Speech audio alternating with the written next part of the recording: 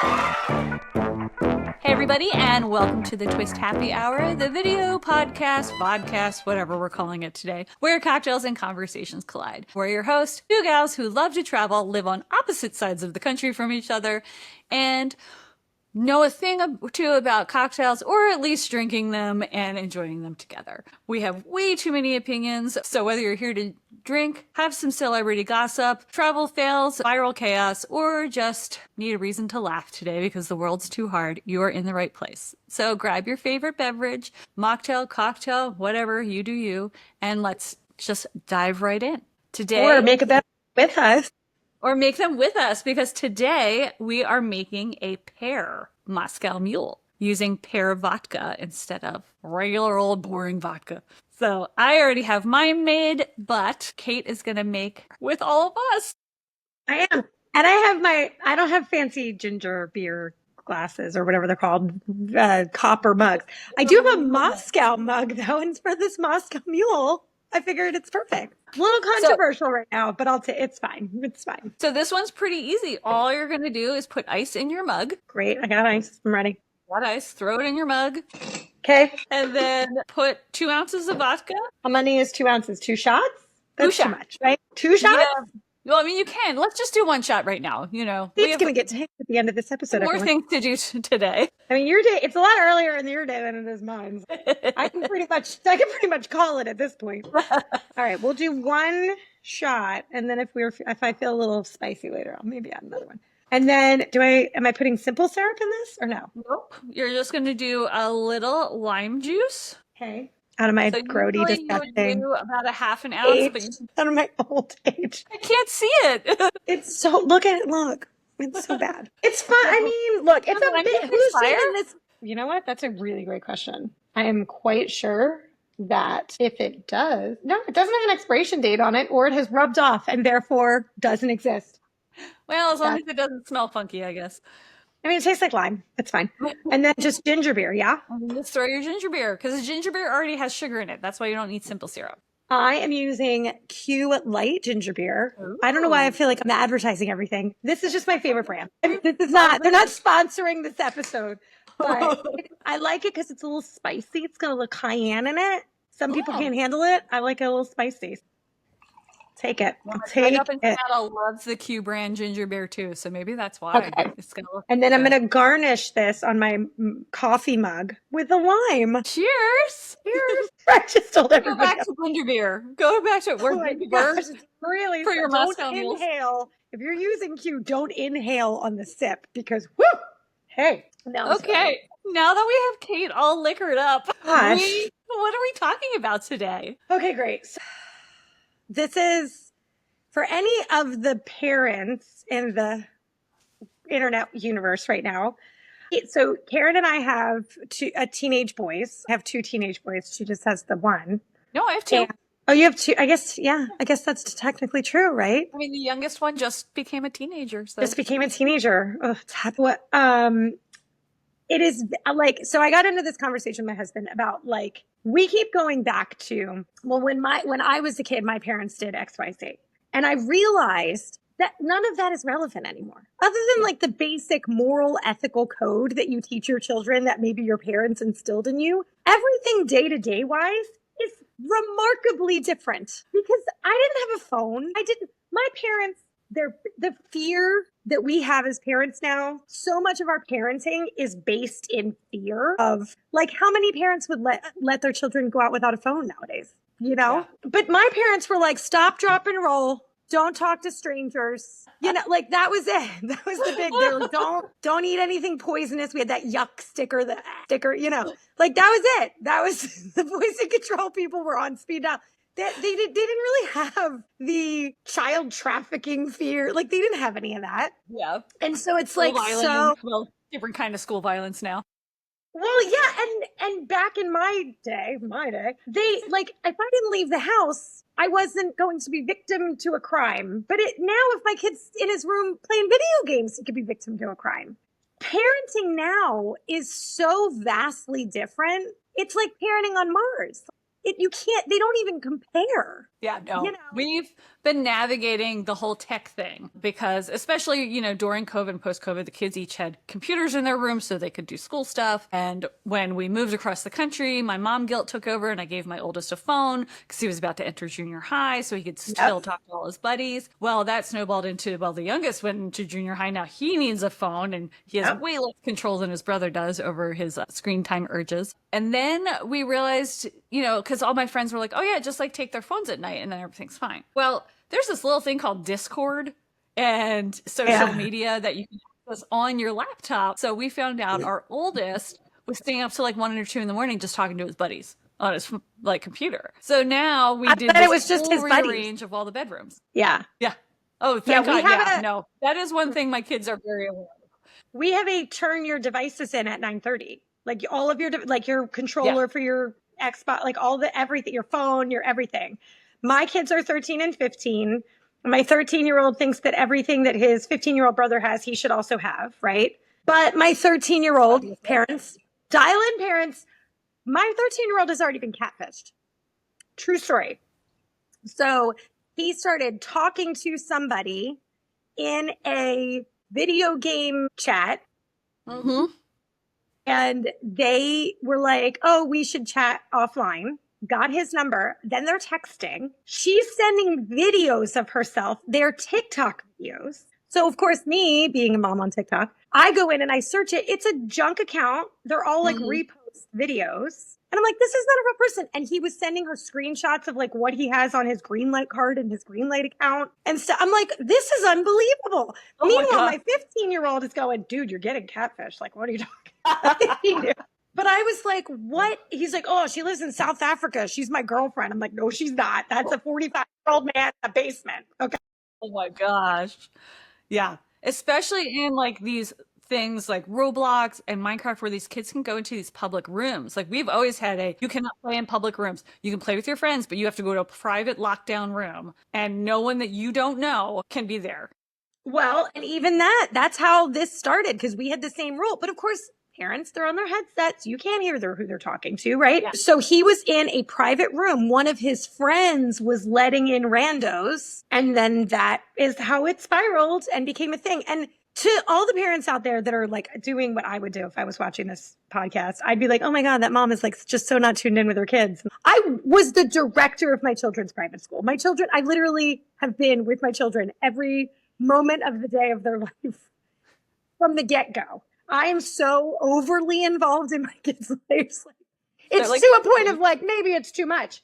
And even then, it's so hard to keep tabs on this stuff. There are new scary things that happen, like that come out, all this new 764 thing that's now happening online. So I guess it's these people are getting in touch with these kids in one way or another, whether it's Snapchat, whatever it might be, through social media, through gaming, and they are manipulating their behaviors via like extortion and blackmail. They're saying like, and they're using AI generated photos of kids that are suggestible photos. And they're saying like, I'll send this to everybody at your school if you don't do what I say. And it's really, really scary. It's really scary because these kids are so young.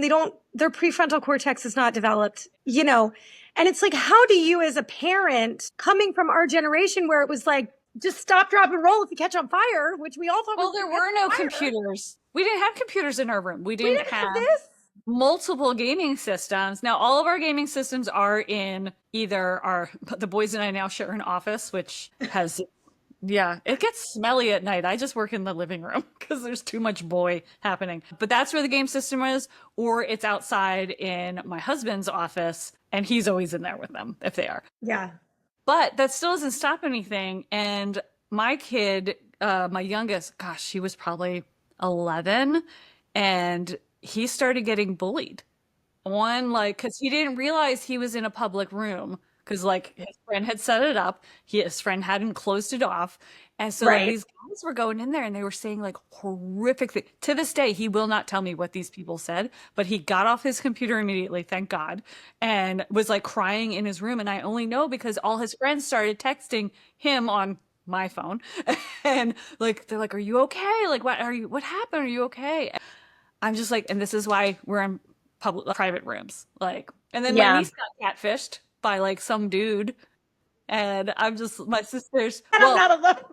no, it's even worse is like, so I have access to all my kids' DMs, cell phones, Right. whatever. Yes, I know they could have their accounts somewhere else that I don't have access to. But as far as I know, they talk about a lot of stuff in accounts that I have access to. So I'm kind of like, okay, I don't know if you need big accounts. What else are you going to tell? Right. So I found out by like all of a sudden I was like in Ireland or something and my phone's going off like crazy. And I'm like, what is happening? And my son and their friend and them are all talking and they're like, yeah, I don't think like you talking to Sam is a good idea, blah, blah, blah. Like this guy, Sam. And so like I texted my sister right away. I'm like, I'm pulling the ant card right now. I'm like, you need to know that this is going on. It doesn't sound like you know this is going on. And so my sister had to handle it. And, you know, it just, they're getting this attention from like somebody they don't know. And like, I get it. I mean, what? We had like MSN chat boards or AOL, whatever, when we were in high AOL school. chat rooms. Remember those? It was like, oh my gosh, hi, I'm really interested in you Even too. those were super sketchy.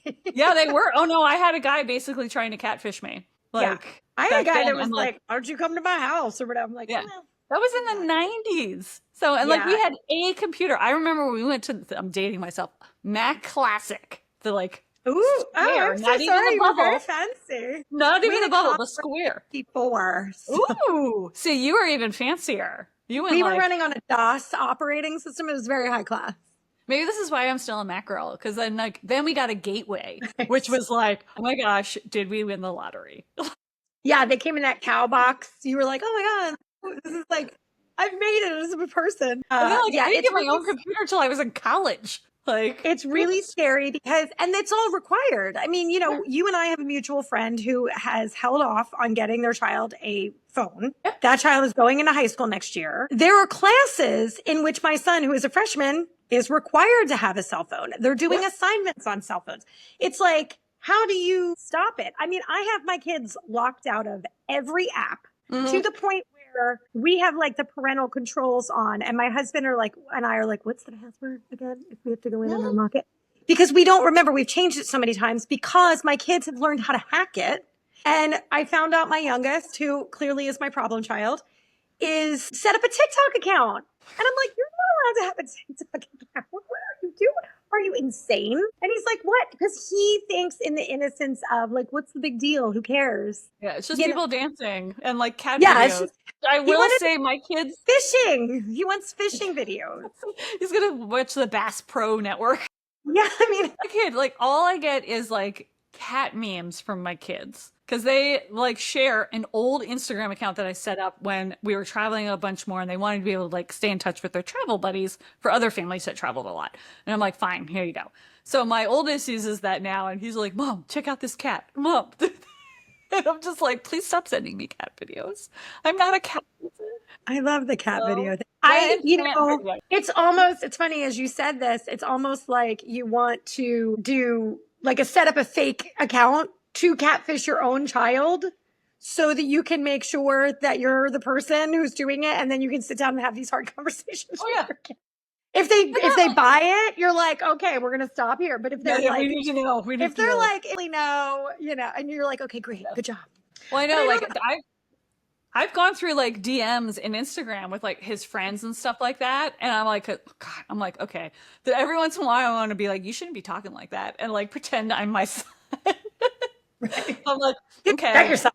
Yeah. But then there was like a group chat he got put into by like somebody else, like some girl's friends and everything. And I was just like, started seeing the stuff pop up on my notifications. And I like walked right in his room. I'm like, this is not okay. You need to get out of this right now. Actually, I think I made him, I like left for him because I can sign in. And it's a double-edged sword, you know? Well, but he was actually like, yeah, he's like, I started seeing all this stuff. And he was like, I was about to get out anyway. And I'm like, okay, I'm going to give you the benefit of the doubt that yes, you were. I have pretty good kids. Even though I did ask my oldest, he loves Pinterest to get reference for drawing and stuff.